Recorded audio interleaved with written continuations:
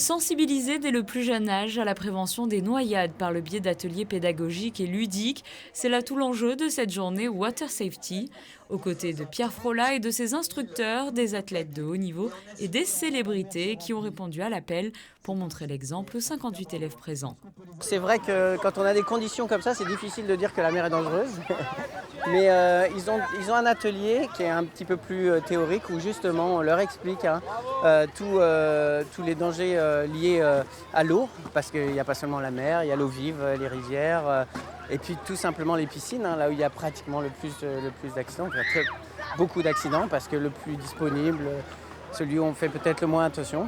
Et donc ils sont sensibilisés sur cette partie théorique. Là, il faut que ça reste ludique, la découverte. C'est comme ça que ça rentre le mieux dans les esprits, je pense. Et c'est une belle opération et on est très heureux d'être là. Initiation au bouée tube et au nipperboard, sensibilisation au grand cycle de l'eau, prévention des noyades, réanimation cardio-pulmonaire et sauvetage avec le filin côtier. Plusieurs ateliers étaient proposés à ces élèves de 6e et 5e d'établissements de la Principauté. Et malgré une eau un peu fraîche, ils n'ont pas hésité à se jeter à l'eau avec enthousiasme. Là, on fait du sauvetage en mer. On fait le paddle là-bas.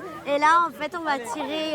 on doit tirer la corde ouais. pour les ramener, en fait, le plus vite possible. Ouais. Pour ramener quoi, en fait? C'est quoi l'objectif? Les victimes. Et le sauveteur.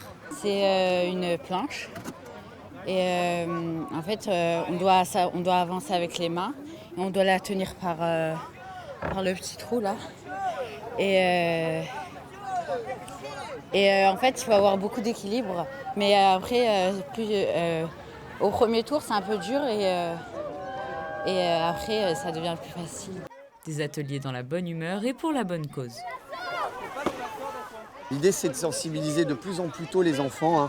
Je vous rappelle que l'année dernière, 360 000 noyades ont eu lieu à travers le monde. Pour la plupart, c'était des enfants de moins de 5 ans. Donc il y a d'une part l'apprentissage de la natation. À Monaco, l'apprentissage de la natation depuis toujours, c'est quelque chose de très très important et ça commence très très tôt. Mais il y a aussi la sensibilisation aux noyades. C'est pour ça qu'il y a des ateliers théoriques et didactiques sur les sensibilisations aux noyades. Et surtout savoir intervenir sur soi et sur un autre. Un enfant de 8, 9 ou 10 ans peut sauver un autre enfant, peut même sauver un adulte. Partir à la nage avec une bouée tube et aller secourir quelqu'un, c'est à la portée de n'importe qui sait nager, qui a une bouée tube. Donc l'idée, c'était d'arriver à faire un lien très très important entre la pratique d'activité aquatique, qui est prépondérante à partir du mois d'avril ici sur la Côte d'Azur jusqu'au mois de novembre, et puis la capacité très jeune de se mettre en sécurité et de pouvoir intervenir si à un moment il venait à y avoir un problème.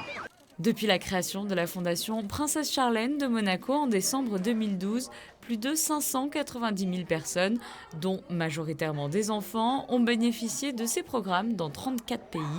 Le centre de sauvetage aquatique et de plongée de Monaco, situé sur la plage du Larvoto, a quant à lui mis en place en collaboration avec la direction de l'Éducation nationale de la jeunesse et des sports, une formation aux différentes disciplines du sauvetage en mer à l'attention des élèves de 5e de la Principauté, des formations également ouvertes au public durant les vacances scolaires.